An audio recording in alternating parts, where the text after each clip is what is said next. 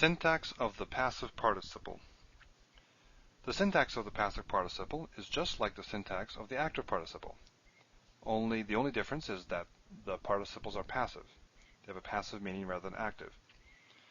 If you recall back to chapter 16, we talked about this for the active participle. We said that they can be translated as an attributive, meaning it functions like an adjective, or a predicate, meaning it functions like a verb, or a substantive, meaning it functions like a noun. So we'll look at all three examples here, or all three uses, and give examples with passive participles. So first we have attributive. Now attributive, if we have our noun, or whatever we're modifying, could be a noun. Maybe I should make this more general. Here's our noun. Then our participle will generally follow, and it will have to agree with the thing it modifies in three ways: in gender, number, and definite status. Number and definite status. The definite status is important. That will help you distinguish it from other forms, or it'll help you distinguish it from the predicate in particular. So if this has got a he in front of it, if this has the article, this will have to be definite, either because it's the article, or because it's a proper name, or because it has a possessive suffix on the end. So it may not have the article, but it could be definite for these other two reasons, and then this will have to have the article. If this is indefinite, then this will have to be indefinite, and it tends to follow. The attributive follows the noun or whatever that it modifies. Here's an example with a passive participle. Ha'ir halechuda. Halechuda. This is not Judah. This is captured. Lachad is to capture, and u there is our passive participle marker, the shuruk. It's the thing that stays in all the passive participle forms. So this is the captured city, because we have agreement in gender, number, and definite status. They're both feminine, they're both singular, and we have a he on both of them, so they're both definite. And it follows. So the participle follows the noun, the captured city. And the meaning is passive because of this. That's the only difference between this and what we saw before with the active, is that its meaning is passive.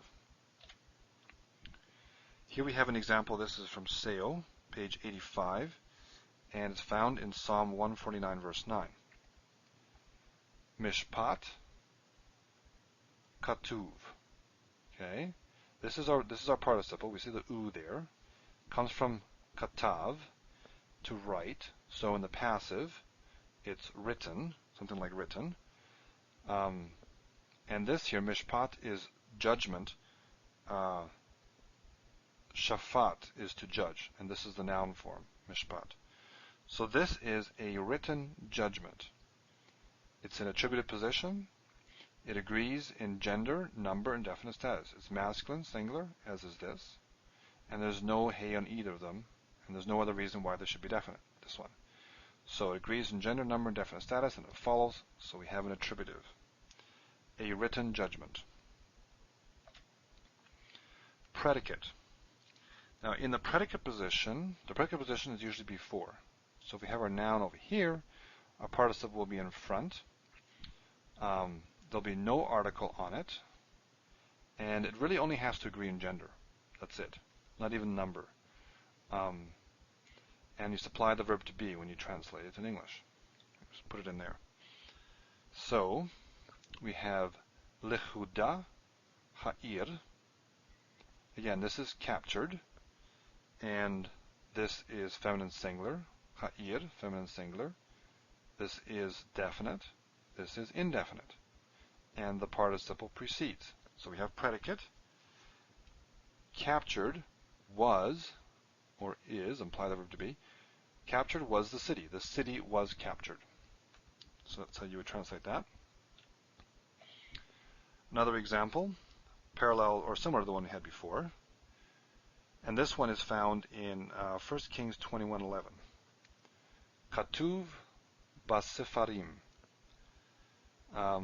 Again, katuv, we have our participle. This is the shuruk there, marking the participle. And sefer is book, or in this case letters. And this is in, because we got in, and we have masculine plural over here. Notice that they don't agree in number. They do agree in gender. They're both masculine, but this is plural and this is singular. This is definite, right? We have b, we have a. This is all we have left here of the, well, we have this too. We have both these parts left from the article. And we have the b. So the article is embedded in there, so it's definite. Indefinite. Nothing there. No reason why this should be. Well, participles will only be definite if they have the article. And because they can't be proper names. So this is, I could be wrong on that. Maybe they could be definite if they had a possessive suffix. I'm not sure if it was in the substantive. That could be. But in any case, this one is not definite and this one is. And the participle precedes the noun, and so this would be, it was written in the letters. Written, it was in the letters. Verb to be implied here. Okay, the third way is as a substantive. And a substantive is a participle that's functioning by itself as a noun. So it doesn't have to agree with anything. Here's an example. Al pikudei hechayil. This is from Ross.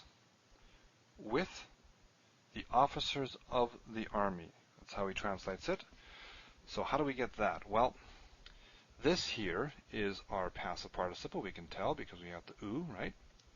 Pakad means to visit. It can also mean to appoint. And in this case, it is a noun, or it's functioning as a noun in construct. We have a here. That's the construct form for the masculine plural. And it means the appointed ones. So it's a way of talking about officers, the ones who were appointed or who are appointed to oversee other people. So these here are the officers, and it's in construct with chayil, which can mean strength, but can also mean army. The army. So it's with the officers of the army, and this is functioning as a noun. Okay, and my last example, which is also from SEO, whatever page the other one was, 85, and this is found in Nehemiah 10 verse 35, and again he managed to find 3 in the Bible with katuv. Good job in all these different functions. So katuv batorah.